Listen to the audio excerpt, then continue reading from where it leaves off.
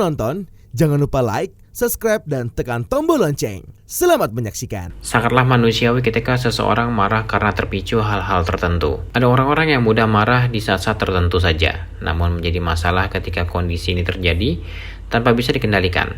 Bisa jadi ada masalah emosi pada orang yang mengalaminya.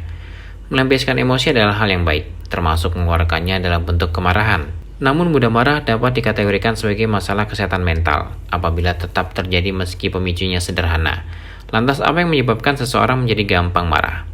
Tentu sumber kemarahan seseorang bisa berbeda-beda. Beberapa hal yang kerap memicu seseorang menjadi marah umumnya adalah masalah personal, masalah dipicu perilaku orang lain, kejadian yang tidak mengenakan, kenangan akan kejadian yang traumatis, masalah hormon tidak stabil, dan kurang tidur dan kelelahan. Iya. Amarah, rasa marah ya, atau bahasa Inggrisnya kita sebutnya anger ya. Itu sebenarnya salah satu emosi normal manusia. Ya, emosi yang lainnya yang paling grup besarnya ya, misalnya perasaan sedih, perasaan senang, ya, perasaan apa lagi? Perasaan jijik misalnya, perasaan takut, ya, perasaan cemas, ya, perasaan malu, gitu. Itu emosi-emosi dasar manusia. Nanti dari itu bisa ada kecil-kecilnya lagi tuh, ya. Tapi itu grup besarnya. Salah satunya adalah rasa marah ini. Dan itu memang emosi yang ada di semua orang, bisa ada di semua orang. Dan jangan kita anggap bahwa kalau marah itu pasti artinya negatif. No, enggak. Gitu. Karena semua emosi, bahkan emosi yang rasanya enggak enak sekalipun, itu ada manfaatnya buat kita. Ya. Bahkan rasa sedih pun ada manfaatnya buat kita. Rasa marah pun ada manfaatnya buat kita. Kepikiran nggak, Cynthia? Kalau rasa marah tuh manfaatnya apa tuh buat kita? Jadi setiap emosi kita itu ada manfaatnya, Cynthia. Dan terkadang emosi itu perlu kita ekspresikan. Ya. Cuman cara mengekspresikannya ini gimana supaya enggak merusak hubungan sama orang lain, misalnya.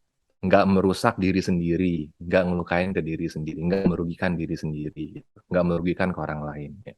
Tapi kita perlu pahami bahwa emosi itu sendiri ada alasannya kenapa kita merasa marah.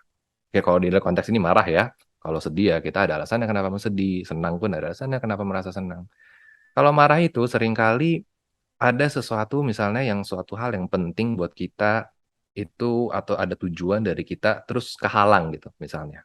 Ya. Atau misalnya kita ngerasa ada yang menyerang ke kita. Jadi rasanya pengen marah. Gitu.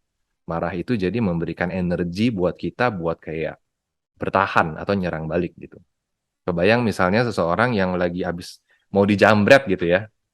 Orang ditodong gitu. Kan bawaannya langsung pengen marah gitu ya. Nah, marah itu di situ berfungsi buat melindungi diri dia.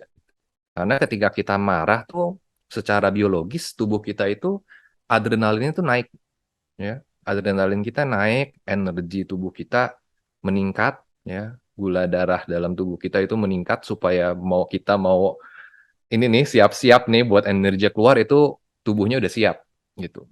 Jadi emosi marah tuh ada manfaatnya. Gitu.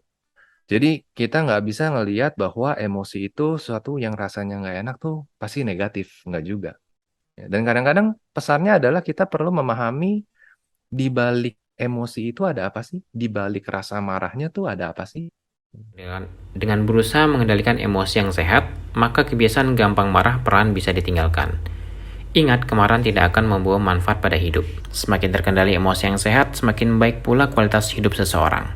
Jika kondisi mudah marah Anda tidak dapat terkendali, maka ada baiknya untuk berkonsultasi dengan psikolog atau psikiater.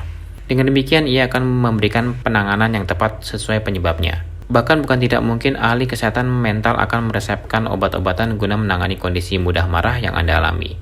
Tim Elgen Media melaporkan.